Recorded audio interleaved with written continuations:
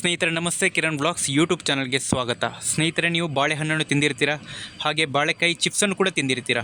ಆದರೆ ಬಾಳೆ ಗಿಡದ ದಂಡಿನಿಂದ ಮಾಡಿದ ಚಿರುಮುರಿಯನ್ನು ಯಾವತ್ತಾದರೂ ತಿಂದಿದ್ದೀರಾ? ಇಲ್ಲ ಅಲ್ವಾ? ಹಾಗಿದ್ರೆ ಇವತ್ತಿನ ಈ ವಿಡಿಯೋದಲ್ಲಿ ಬಾಳೆಕಾಯಿ ದಿಂಡಿನಿಂದ ಮಾಡಿದ ಚುರುಮುರಿಯ ರೆಸಿಪಿಯನ್ನು ನಿಮ್ಮ ಜೊತೆ ಹಂಚಿಕೊಳ್ತಾ ಇದ್ದೀನಿ.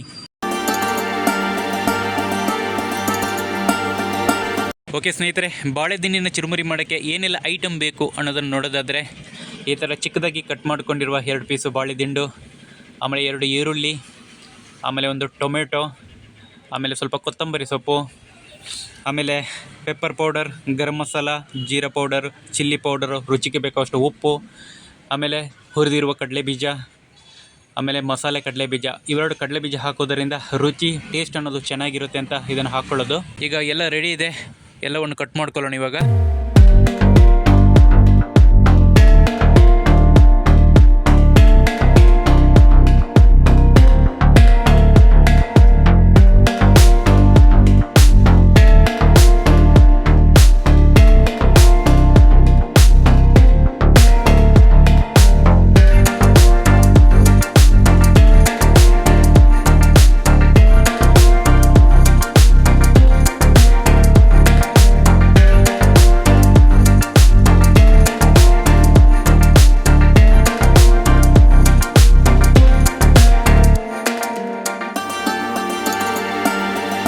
ಸ್ನೇಹಿತರೆ, ಇವಾಗ ಕಟ್ಟಿಂಗ್ ಎಲ್ಲ ಆಯಿತು. ಈಗ ಚೆನ್ನಾಗಿ ಮಿಕ್ಸ್ ಮಾಡ್ಕೋಬೇಕು ನಾವು ಇದನ್ನೆಲ್ಲ.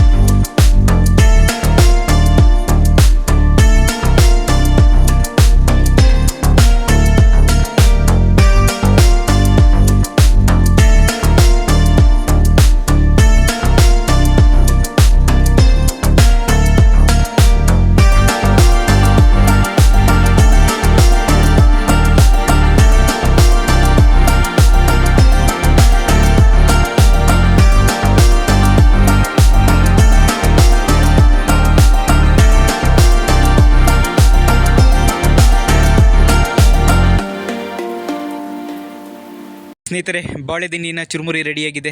ಇದೊಂದು ಆರೋಗ್ಯಪೂರ್ಣವಾದ ಆಹಾರ ಅಂತಲೇ ಹೇಳಬಹುದು. ಮುಖ್ಯವಾಗಿ ಕಿಡ್ನಿಯಲ್ಲಿ ಸ್ಟೋನ್ ಆದವರು ಇದನ್ನು ತಿನ್ನುವುದರಿಂದ ಕಿಡ್ನಿ ಸ್ಟೋನು ನಿವಾರಣೆಯಾಗುತ್ತದೆ. ಇದರಲ್ಲಿ ಯಥೇಚ್ಛವಾಗಿ ನಾರಿನಾಂಶ ಇರುವುದರಿಂದ ಜೀರ್ಣಾಂಗ ವ್ಯವಸ್ಥೆಯನ್ನು ಕಾಪಾಡಿಕೊಳ್ಳಬಹುದು. ಇದರ ಔಷಧೀಯ ಗುಣಗಳಿಂದಾಗಿಯೇ ಕೆಲವರು ಇದನ್ನು ಪಲ್ಯ ಮಾಡಿ ತಿಂತಾರೆ. ಇನ್ನೂ ಕೆಲವರು ಬೆಳಗಿನ ಹೊತ್ತಲ್ಲಿ ಖಾಲಿ ಹೊಟ್ಟೆಯಲ್ಲಿ ಇದರ ರಸವನ್ನು ತೆಗೆದು ಕುಡಿತಾರೆ. ಇಷ್ಟೇ ಸ್ನೇಹಿತರೆ, ಇದನ್ನು ನಾವು ಸೇವಿಸುವುದರಿಂದ ನಮ್ಮ ಆರೋಗ್ಯವನ್ನು ಕಾಪಾಡಿಕೊಳ್ಳಬಹುದು. ನಿಮಗೆಲ್ಲಾದರೂ ಬಾಳೆ ದಿಂಡು ಸಿಕ್ಕಿದ್ರೆ ಖಂಡಿತವಾಗಿ ವೇಸ್ಟ್ ಮಾಡಬೇಡಿ. ಅದನ್ನು ನೀವು ತಂದು ಪಲ್ಯ ಮಾಡ್ತಿರೋ, ರಸ ತೆಗೆದು ಕುಡಿತಿರೋ, ಇಲ್ಲ ನಮ್ಮ ಥರ ಚುರುಮುರಿ ಮಾಡ್ತಿರೋ, ನಿಮಗೆ ಬಿಟ್ಟಿದ್ದು ಸ್ನೇಹಿತರೆ. ವಿಡಿಯೋ ಇಷ್ಟವಾದಲ್ಲಿ ಶೇರ್ ಮಾಡಿ, ಕಮೆಂಟ್ ಮಾಡಿ, ಸಬ್ಸ್ಕ್ರೈಬ್ ಮಾಡಿ ಸ್ನೇಹಿತರೆ. ವಿಡಿಯೋ ನೋಡೋದಕ್ಕೆ ಧನ್ಯವಾದಗಳು. ಶುಭ ದಿನ.